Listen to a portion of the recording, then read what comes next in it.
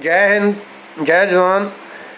जवान भाइयों, मैं आपका नायक हरपाल सिंह, जनरल सेक्रेटरी साबका सैनिक संघर्ष कमेटी पंजाब, हरियाणा, दिल्ली, उत्तर प्रदेश तथा मध्य प्रदेश। भाइयों, आज मैं आपके लिए जो है बहुत बड़ी खबर लेके आया हूँ। बहुत बड़े घोटाले का पर्दाफाश करने आया हूँ। वैसे आपको सब पता है उसके बारे में, लेकिन ऐसा है कि उसको घोटाले को अभी तक किसी ने उजागर नहीं किया, या अगर बोला भी है तो किसी ने बहुत नीचे लेवल तक जाके बिना सबूत के तौर पे। हम भी इसके बारे में बातें करते रहे हैं, लेकिन हमने इसके बारे में आवाज़ भी उठाते रहे हैं। मांग पत्र और शिकायत पत्र वगैरह जो है उच्च अफसर तक, उच्च डिपार्टमेंट, मिनिस्ट्री तक जो है वो भेजते रहे हैं, लेकिन रिजल्ट क्या होता है वो डाक के तीन पात। मतलब कि इंक्वायरी होती है, अफसर ही इंक्वायरी करते हैं, और अफसर जो होता है चोर का चोर मुशेरा भाई होता है, तो भ्रष्ट अफसर का जो भ्रष्ट अफसर जो है वो मुशेरा भाई है, और मुशेरा भाई मुशेरे भाई को बचाएगा। तो वही रिजल्ट आता रहा है कि गोलमोल करके उस रिपोर्ट को क्लोज कर दिया जाता रहा है। तो लेकिन इस समय जो है हमारे पास बहुत बड़ा उसका प्रूफ है, हमारे पास सबूत है। तो हम उस सबूत के साथ जो है वो इस चीज़ को उजागर करने जा रहे हैं, इस चीज़ को आपके सामने लेकर आ रहे हैं। तो मैं बात कर रहा हूँ ECHS की, ex serviceman contributory health scheme की। तो भाइयों, ये स्कीम जो है हमारी पूर्व सैनिकों की भलाई के लिए, अच्छी सेहत सहूलियत मिले, इसके लिए बनाई गई थी। लेकिन हुआ क्या कि हमारे जो भ्रष्ट अफसरशाही है उसने अपने घर भर लिए इसमें भ्रष्टाचार कर करके, लेकिन वो भूल गए कि हम पूर्व सैनिक भी हैं, हमारे परिवारों ने खुद भी इसके अंदर इलाज करवाना है। तो क्या होता रहा है, आज तक ECHS में अरबों रुपए के जो है वो फेक, फर्जी, गलत बिल बन के पास हुए हैं और जो है वो पास कर दिए गए। यही एक वजह है कि अरबों रुपए का जब पैसा जो है वो गलत बिलों में जाएगा तो हमारी दवाई के लिए पैसा कहाँ से बचेगा। जितना बजट पास करती है सरकार, हमें देती है, वो पूरा इन्होंने भ्रष्टाचार के अंदर जो है बांट दिया, मिल बांट के खा लिया। तो इसी वजह से जो है वो जवान है, जवानों को ये दवाई मिलना बंद हो गया। पूरे इंडिया में लोगों जो है, खास करके जवान जो है, वो दवाई के लिए भटकते रहे इधर उधर, लेकिन इनको दवाई नहीं मिला। दवाई मिलेगा कहाँ से भाई? फर्जी बिल पास हो गए, जहाँ पे हॉस्पिटल में 20,000 रुपये बिल बना, उसको 2 लाख का, 2.5 लाख का, 3 लाख का बिल पास कर दिया। जब पैसा पूरा इसी भ्रष्टाचार में चला जाएगा तो दवाई आएगी कहाँ से? जो बस्ट हमारे लिए रखा गया वो पूरा बस्ट तो इन्होंने अपना खा लिया, मिल बांट के खाते हैं ये। तो हमारा अभी जो मामला है, एक मामला हमारे पास आए हैं जिसके हमारे पास पूरे सबूत हैं। ऐसा हुआ कि ECHS कार्ड जो हैं वो पूर्व सैनिकों से ये कह कर ले लिए गए कि वो भी किसने, वो भी पूर्व सैनिक ने, जो एक मोहरा था, एक अफसर का आगे रखा हुआ एक क्रिंदा था, जिसने पूर्व सैनिकों को गांव में जाकर के बोला कि कोरोना की वजह से, लॉकडाउन की वजह से आप घर में पड़े हो, आपको जो है वो सेना और सरकार के तरफ से सहायता दी जाएगी। इसके लिए आपको प्रूफ के तौर पे हमें ECHS कार्ड और आधार कार्ड देने हैं, और आपको जो है वो हम जो है पैसा देंगे, उसके लिए आपको सहायता मिलेगी, वो भी 10-15 दिन के बीच बीच में। और कार्ड इकट्ठा कर लिए। वैसे कार्ड तो उसने आप मानोगे नहीं, 30 कार्ड से ऊपर इकट्ठा किए।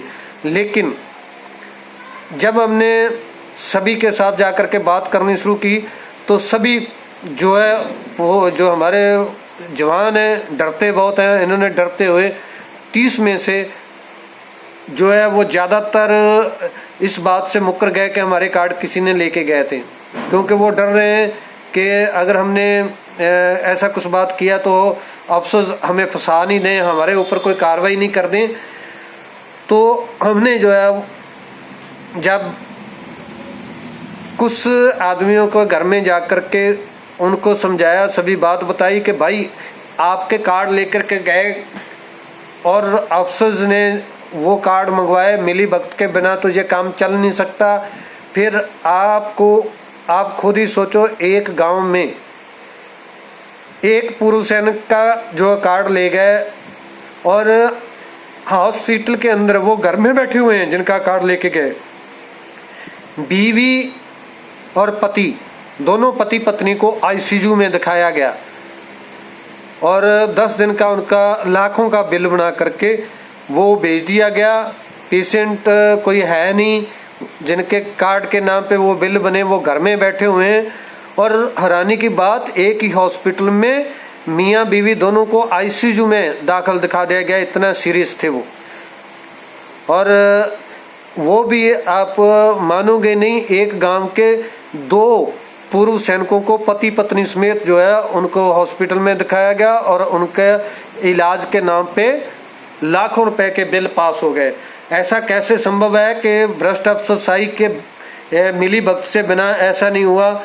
मैं क्लियर कट बोल रहा हूँ, हम पहले भी बोलते रहे हैं कि ईसीएचएस में जितने भी बिल बनते हैं उनमें से 57% जो बिल हैं वो गलत बन करके पास होते हैं। जब भी पेशेंट जिस दिन दाखिल होता है उस दिन जाते ही उसके जो है बिल के ऊपर साइन करवा लिए जाते हैं और बाद में बिल भरा जाता है। किसी पेशेंट को आज तक किसी को ये बिल नहीं बताया गया कि कितना आपका बिल बना था। मन मर्जी के बिल बना करके पास होते रहे और पास करने वाला कौन है? भ्रष्ट अफसरशाही। सब कुछ पता होने के बावजूद, क्योंकि इनके जो है वो अपना चांदी काट रहे हैं, मोटा मोटा कमीशन ले रहे हैं प्राइवेट हॉस्पिटलों से, इसलिए वो बिना कुछ चेक किए आंखें बंद करके लाखों का बिल पास कर रहे हैं और अपना मोटा कमीशन ले रहे हैं।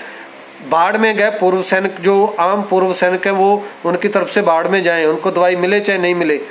और आप ये समझ सकते हैं कि किसकी मिली भगत से। सबसे पहले तो ओआईसी अफसर इंचार्ज पॉलीक्लिनिक का, उनकी मिली भगत से बिना ये हो नहीं सकता। डॉक्टरों की शमूलियत, स्टेशन हेडक्वार्टर अफसर की शमूलियत, ओरिजिनल जो ईसीएचएस सेंटर है उसकी मिली भगत, और उसके बाद सेंट्रल ईसीएचएस दिल्ली उनकी मिली भगत।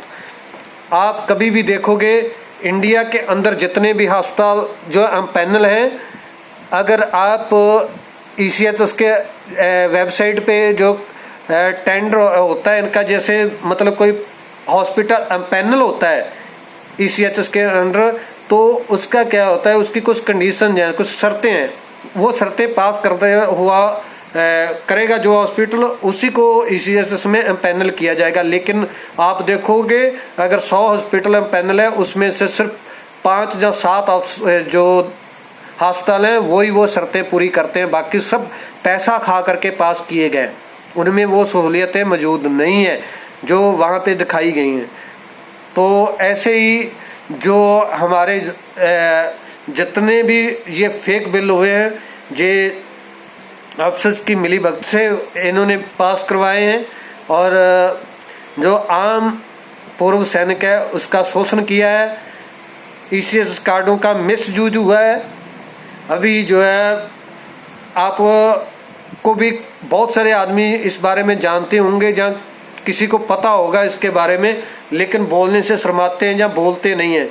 बहुत सारे लोगों को जो है, पूर्व सैनिकों को हॉस्पिटल जो है वो कभी मोबाइल, कभी पैसा या कोई और कोई किसी किस्म का गिफ्ट जो है वो देते रहे कि आप हमारे हॉस्पिटल में दाखिल हो।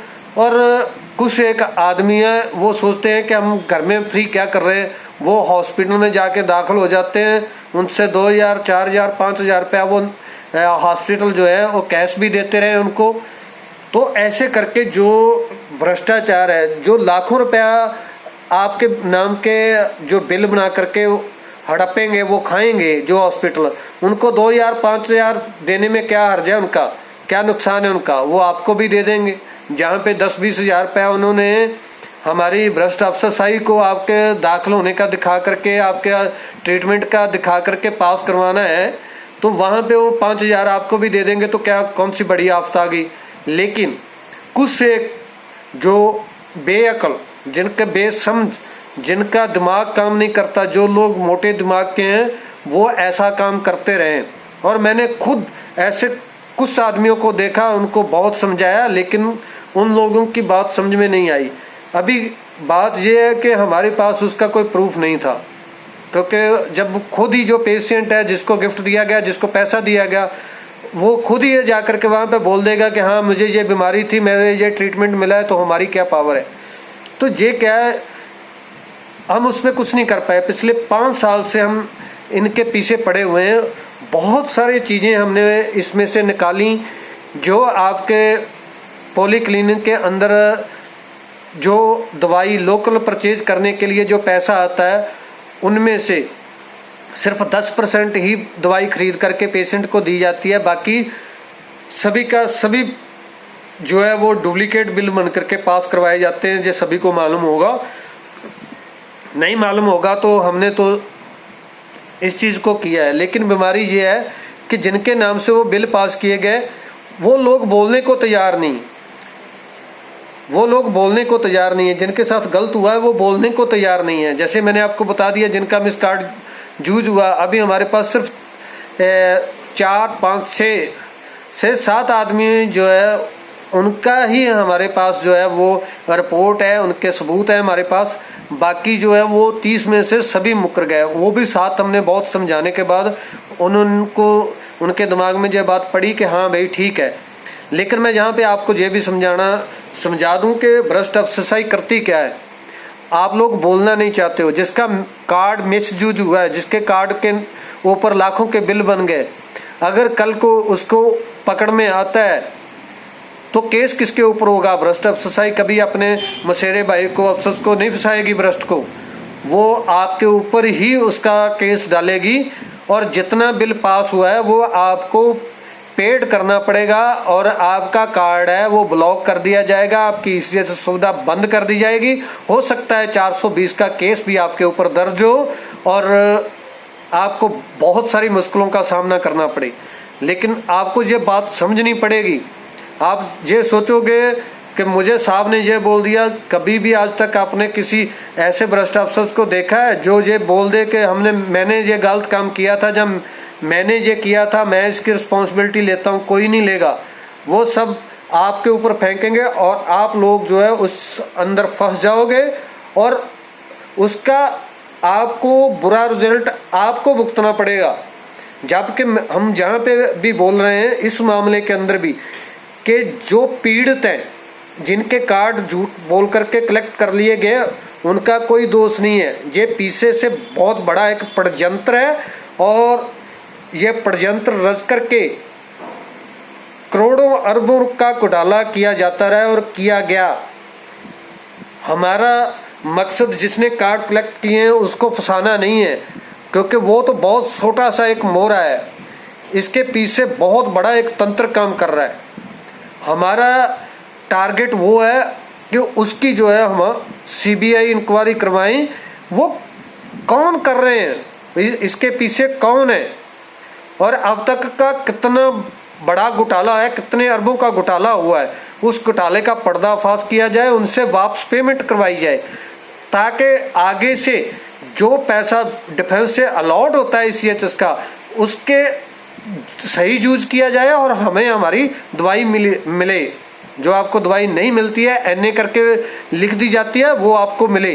दूसरा, मैं आपको यहाँ पे एक बार और सावधान कर देता हूँ कि यहाँ पे क्या होता है कि आपको जो बीमारी नहीं है, वहाँ पे बोल दिया जाता है आपको कि भाई आपका ऑपरेशन की ज़रूरत है, आप हॉस्पिटल में चले जाओ। आप हॉस्पिटल में चले जाते हो, वहाँ पे आपको बोल दिया जाता है आपका ऑपरेशन होगा। आप बिना सोचे समझे डॉक्टर की मान करके ऑपरेशन करवा लेते हो। मेरे पास बहुत सारे ऐसे केस हैं जहाँ से आदमी घर से पैदल चल के गया, जो ठीक ठाक हो करके, जिनको डॉक्टर ने बोल दिया आप दाखिल हो जाओ, घर से पैदल गया, उसको कोई प्रॉब्लम नहीं थी। किसी की थोड़ा कभी धड़कन बढ़ गई, या किसी को बुखार आ गया, या किसी का नॉर्मल पेट में इन्फेक्शन था, तो उनकी वजह से उनको प्रॉब्लम आ रही थी, उनको हॉस्पिटल में भेजा गया, उनके ऑपरेशन हो गया, और वो आदमी मरे हुए घर आए। हॉस्पिटल से मरने के बाद घर में आए वो, जबकि वो पहले ठीक ठाक है, पहले से उनको कोई प्रॉब्लम नहीं थी। सिर्फ एक नॉर्मल प्रॉब्लम थी जो दवाई से ठीक हो सकती थी, सिर्फ बिल बनाने के लिए उनके ऑपरेशन कर दिए गए। जहां पे मैं आपको एक और उदाहरण देकर के बताना चाहता हूं कि मेरा एक क्लास फेलो जो एक्स सर्विसमैन है, जे आज से 3-4 साल पहले की बात है, जब हरियाणा झज्जर के अंदर एक हमारी रैली हुई थी, जो नैक कपिल देव सलानी है, जो हमारा जनरल सेक्रेटरी है साबका सैनिक संघर्ष कमेटी का हरियाणा का, उसने रैली की थी। तो उस रैली के अंदर हम जहाँ से अपना बस लेके गए थे, तो बस लेके जाना था, तो मैंने अपने क्लास फेलो को जो है वो 3-4 दिन पहले उसको फ़ोन किया, दिन में फ़ोन किया, तो उसने उठाया। मैंने बोला कि भाई कहाँ हो? बोला मैं ECHS में हूँ। तो उसको क्या है, जब ECHS में वो गया था तो डॉक्टर ने वो पूछा भाई क्या प्रॉब्लम है? उसने बोला मुझे सीने में दर्द होता है, कभी खिंचाव पड़ता है। उन्होंने 1-2 टेस्ट करवाए, उसके बाद बोला कि आपको तो बहुत ज़्यादा प्रॉब्लम है, आप जल्दी से, मैं एडमिट कर रहा हूँ, आप सीधा हॉस्पिटल में चले जाओ, इस हॉस्पिटल में चले जाओ, आपको सख्त ट्रीटमेंट की ज़रूरत है। वो वहीं पे घूम रहा था, उधर मेरा फ़ोन चला गया। मैंने उसको पूछा भी हाँ भाई, बोला मैं ECHS में हूँ। मैं क्या हो गया? बोला मेरा तो बहुत काम खराब हो गया, मेरा तो बहुत सीरियस हूँ। मैं क्या हुआ? क्या गाड़ी पे लेके आए तेरे को? नहीं। बोला मैं मोटरसाइकिल पे अकेला ही आया हूँ, जहाँ पे चेक करवाया तो बहुत प्रॉब्लम आई है, दिल में और हार्ट में प्रॉब्लम आई है, और डॉक्टर बोल रहे हैं कि जल्दी तो हॉस्पिटल में दाखिल हो जा जाके, तो तेरा बहुत काम बढ़ा हुआ है। मेरे जब इतनी बात बोला, मेरा हंसी निकल गया, हंसने लग गया। मैं बोला मैं सीरियस हूँ यार, तू मेरा दोस्त है कि दुश्मन है, तू हंस रहा है? मैं बोला भाई तू ऐसा कर, सीधा वहाँ का काम छोड़ दे, मेरे पास आ जा, पहले मेरे पास आ जा, क्योंकि मैं भी वहीं पे शहर में रहता हूँ। तो मैंने बोला मेरे पास आ जा, फिर उसके बाद तूने जो करना हुआ कर लेना। बोला क्या बात है, मैं तेरा प्रॉब्लम ठीक कर दूंगा, मैं तेरे को बोल रहा हूँ मेरे पास आ जा। मेरे पास आ गया। मैंने उसको जब मेरे पास आया तो बोला क्या बात है? मैं तो हॉस्पिटल में दाखिल होने जा रहा हूँ। मैं भाई मेरी बात सुन, पैसे का लालच मत कर, ये मत सोच कि मुझे फ्री का फैसिलिटी है और मैं वहाँ पे डॉक्टर बोल रहा है तो दाखिल हो जाऊँ। भाई कुछ पैसा अपनी सेहत के लिए अपने लिए लगा ले, जाओ और जहाँ पे हॉस्पिटल है वहाँ पे जाकर के जो टेस्ट आपने अंदर से करवाए वो टेस्ट बाहर से करवा ले, और डॉक्टर बाहर वाले डॉक्टर से OPD में मिल जा करके उनसे पूछ मुझे क्या प्रॉब्लम है। फिर उसके बाद जहाँ पे जाना होगा तो चले जाना। उसके बाद वो आदमी जो है गया, उसने वहाँ पे टेस्ट करवाए, टेस्ट में कुछ नहीं आया, थोड़ा सा कोलेस्ट्रॉल बढ़ा हुआ था। डॉक्टर को दिखाया OPD में, उसने मेडिसिन लिख दी कि भाई ये मेडिसिन लेते रहो, इतना कोई वो प्रॉब्लम नहीं है, जो है आपको 10-20 दिन का दवाई ले लो। तो ये एक बहुत बड़े घोटाले की है, लेकिन बोलना नहीं चाहता कोई। मैं सीधी बात बोल रहा हूँ, कोई बोलना नहीं चाहता आगे आकर के। तो ये मैंने आपको लाइव एग्जांपल बता दिया। तो अभी क्या है कि ऐसा करके ही हमारे जो है वो सब कुछ घोटाले हो रहे हैं। अभी जो पिछले हमारे 64 KB के नए कार्ड ECHS के बने थे, उसमें बहुत बड़ा घोटाला हुआ था। हमने उसका कंप्लेंट किया था, हमने सेंट्रल विजिलेंस कमीशन को भी उसका जो है कंप्लेंट भेजा था रिटर्न में। विजिलेंस ने जो है उसको चाहिए थी डिफेंस मिनिस्ट्री की अप्रूवल चाहिए थी, उसने वहाँ भेजा, उन्होंने डिफेंस मिनिस्ट्री ने उसका रिप्लाई तक नहीं दिया, वो उनके पास ही पड़ा हुआ है। तो मतलब आप समझ सकते हो कि मिली भगत जो है, जहाँ इनका मिलाप, इनकी पहुँच कहाँ तक है।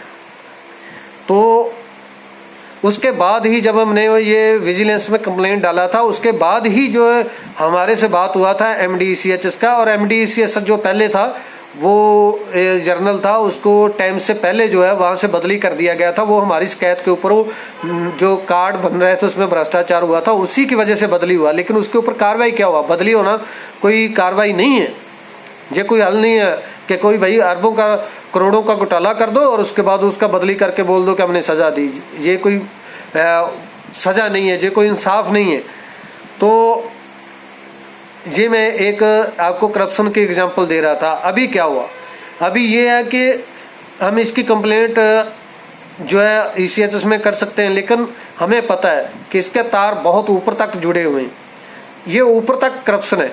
तो हम उनको जो चोर का मसेरा भाई है उसको कंप्लेंट क्यों करें मसेरे भाई को? भाई हम तो ऊपर कंप्लेंट करेंगे कि इसकी CBI जांच होनी चाहिए और इसके पीछे कौन है। आज अभी तक कितना करोड़ों का, कितने अरबों का घोटाला हुआ है, वो सामने आना चाहिए। मेरे ख्याल से देश का अब तक का सबसे बड़ा घोटाला निकलेगा जिसने ACSS की जांच हुई। तो हमारी जांच जो है, हमारी मांग है CBI से इंक्वायरी होनी चाहिए, और इसके लिए हमें चाहे कहीं भी जाना पड़े हम जाएंगे। हमें वो भागीय कार्रवाई पे विभाग द्वारा जो है ACSS के द्वारा की गई इंक्वायरी मंजूर नहीं है, और हम उसके ऊपर थोड़ा सा भी हमें भरोसा नहीं है और ना हमें वो मंजूर है। हम इसकी जो है जांच CBI से चाहते हैं और CBI से करवाएंगे। और इसके लिए जो है हमें हो सकता है कोर्ट केस करना पड़े। अभी तो हमने जो है अलग अलग एजेंसियों तक इसकी पहुंच की है कि हमें जो है इस घोटाले की जो है CBI इंक्वायरी के लिए इसको मार्क किया जाए। अगर तो हो जाता है तो बेस्ट है, अगर नहीं होता तो इसके लिए हम कोर्ट जाने के लिए भी तैयार हैं, और हम इसकी CBI इंक्वायरी करवाएंगे। चाहे उसके लिए हमें कोई प्रदर्शन करना पड़े, हमें चाहे भूख हड़ताल करनी पड़े, कुछ भी हो, CBI इंक्वायरी करवाएंगे इस मामले की, क्योंकि नॉर्मल मामला नहीं है। ये हमारी जान का मामला है, हमारे परिवार की जान का मामला है। हमें जिसको मेडिसिन मिलनी चाहिए उसको मिलती नहीं है, और जो बैठे हुए हैं 75 हज़ार रुपया जो है OIC की कुर्सी पे बैठ के, स्टेशन कमांडर की कुर्सी पे बैठ के 2-2 लाख रुपया ले रहे हैं, वो लाखों रुपया महीने का कमा करके साइड में निकल जाते हैं, और जिनकी जो सहूलियत मिलनी चाहिए उनको वो सहूलियत नहीं मिल रही। उनके परिवारों के ऊपर जान का खतरा है। मिली वक्त से जो है गलत ट्रीटमेंट दिया जा रहा है उनको, उनका सही दवाई नहीं मिल रही है उनको। तो इस चीज़ के लिए ये छोटा मसला नहीं है, ये आपका ओनली आपकी जान का मसला नहीं है, आपके परिवार के लिए भी ये जान का खतरा है। क्योंकि सिर्फ पैसे का लालच जो है वो जो है आदमियों को खा जाता है। वो जो जिससे आदमी को पैसे का लालच हो जाता है वो अपने ना माँ का ना बाप का, वो किसी का नहीं। हमारे तो ये लगते ही क्या है, हम तो इनके लिए वैसे भी नौकर हैं, गुलाम हैं, बटमैन हैं। तो इसलिए इनके ऊपर भरोसा करना बेवकूफ़ी है, और हम वो बेवकूफ़ी नहीं करेंगे। मैं अपने भाइयों को दूसरा ये कर रहा हूँ, आज तारीख है 13 जून 2020, और हमारे पास जो है, मैंने पिछली वीडियो में रिक्वेस्ट किया था कि भाइयों हमारे कपिल देव सलानी के ऊपर, हरियाणा वाले के ऊपर अफसर ने हमें दबाने के लिए जो है केस दर्ज करवाया था। 4 केस हमारे ऊपर और हैं जो हमें दबाने के लिए किए। तो इसलिए वो खर्च जो है आप जो है वो समझ सकते हो कि हज़ारों की बात नहीं है, लाखों की बात है।